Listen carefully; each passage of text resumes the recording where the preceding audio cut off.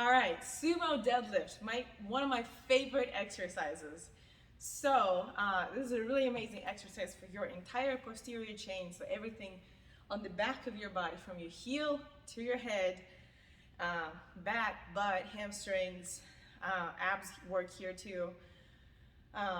Almost every single muscle works in this exercise. So anyways, I'm gonna show you how to use a belt because a lot of people have been asking me, and if it's heavy, you may benefit using a belt.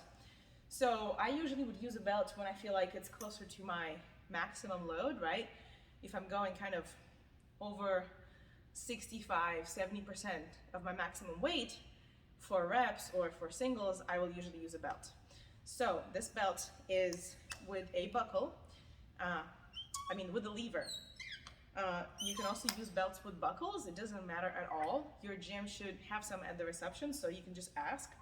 So I'm gonna place the belt kind of around my belly button, but for people it varies depending how tall you are.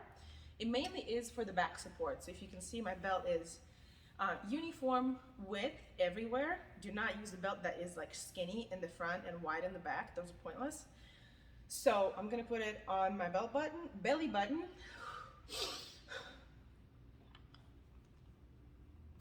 Exhale and clip it. So it shouldn't be too tight. It shouldn't be too wide, but it should be, you should not be able to stick the two fingers in here and after twisting them, they're staying straight. They should twist. So I guess that's how I judge the tightness of the belt. And you need that to brace into it during the deadlift. Cool. So to the deadlift. For sumo, you need to spread your legs pretty wide apart. And the number one common mistake that I see with the sumo deadlift is when the lifters would cave their knees in. So I'll show you how it looks when I'm pulling. So I guess your number one goal would be move your shoulders back and down and keep your chest open. Look forward and a little bit up. And you're trying to pull the barbell almost like back into your body, and you're trying to push your hips forward. So don't think about getting up, think about pulling the barbell back and pushing your hips forward and pulling your knees out. So this is what it's gonna look like.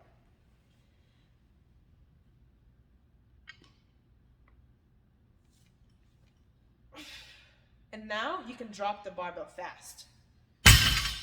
So don't be afraid to do that. It saves you energy on the way up. So what I would do is I would pull fast, drop it down, pull fast, drop it down, unless you're prescribed tempo work. Tempo means when you're going slow on the way down. So for example, this is a normal deadlift, right? I got the bar, I got the slack out of the barbell, I'm bringing my butt down low, opening my chest, bringing knees out. It shaves my legs, I pull it up, and now tempo, 1, 2, 3, down. So if I have tempo on the way up, I would also count seconds on the way up. And you can pause in different places, such as below the knee, above the knee, just off of the floor, etc. Whew. The belt, you need to take off in between sets.